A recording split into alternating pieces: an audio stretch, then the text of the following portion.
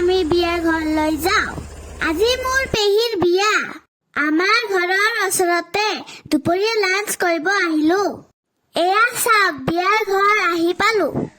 কিমান ধুনীয়াকৈ পেণ্ডেলবোৰ সজাইছে ন?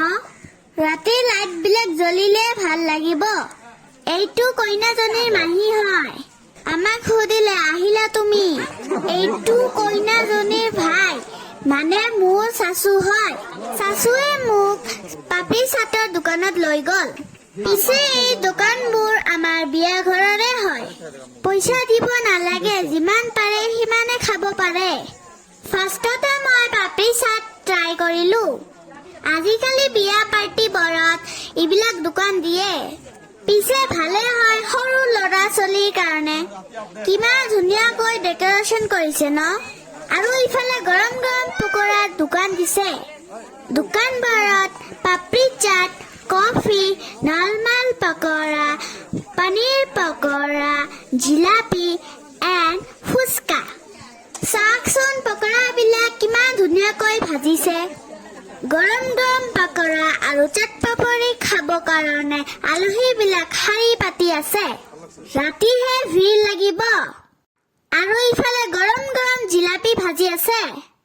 আমি জিলাপিত ফুড কালাৰ দিয়া নাই, কাৰণ হেল্থৰ কাৰণে ভাল নহয়। আমুৱে গৰম গৰম দুটামান পকৰা আনি দিল মোক খাব কাৰণে। এটা খাই চালো, ভালে হৈছে। আৰু পেহাই কৈ আছে যে বিয়াৰ মেন অফ দ্য মেচ হ'ল আব্বু। গৰম গৰম জিলাপি। আমুৰ কাৰণে দুটা পকৰা আৰু কফি নিছে। ময়ো একাপ ললো টেষ্ট কৰিবৰ কাৰণে। সেইফালে পেহীহঁতেও খাই আছে। কফি চফি খাই কইনাক চাবলৈ গৈছো। এইটো কইনাৰ ঘৰ। আহি চাওঁ পেহী এতিয়া ৰেডিয়ে হোৱা নাই। আমাক এতিয়া ভাত খাব মাতিছে। এয়া ছাগলীৰ মাংসৰ ভুনা বনাইছে। আৰু ইফালে ফিছ ফ্ৰাই কৰি আছে। ফিছবিলাক ইমান ধুনীয়াকৈ ভাজিছে, মুচমুচীয়া হৈছে।